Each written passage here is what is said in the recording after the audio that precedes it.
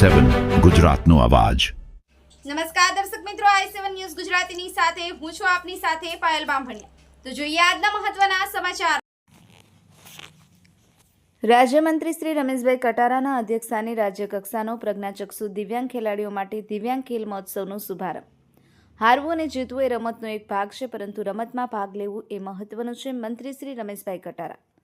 મળતી માહિતી મુજબ બ્લાઇન્ડ વેલફેર કાઉન્સિલ દાહોદ અને national association for the blind દાહોદના સંયુક્ત ઉપક્રમે પ્રજ્ઞાચક્ષુ દિવ્યાંગ ખેલાડીઓ માટે રાજ્યકક્ષાનો સ્પેશિયલ ખેલ મહાકુંભ દાહોદ જિલ્લાના દેવગઢ બારિયા તાલુકામાં આવેલ મહારાજા જયદીપસિંહજી રમતગમત સંકુલ દેવગઢ બારિયા ખાતે રાજ્યમંત્રી શ્રી રમેશભાઈ કટારાના અધ્યક્ષસ્થાને 4 દિવસ ચાલનાર દિવ્યાંગ ખેલ મહોત્સવનો પ્રારંભ કરવામાં આવ્યો।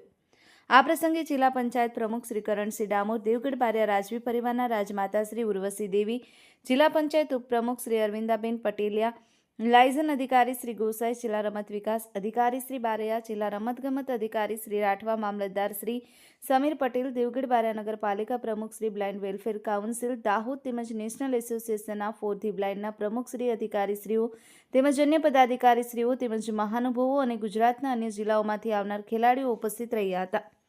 Mohanbhai Vankar, i7 news Gujarati, Devgadh Bariya.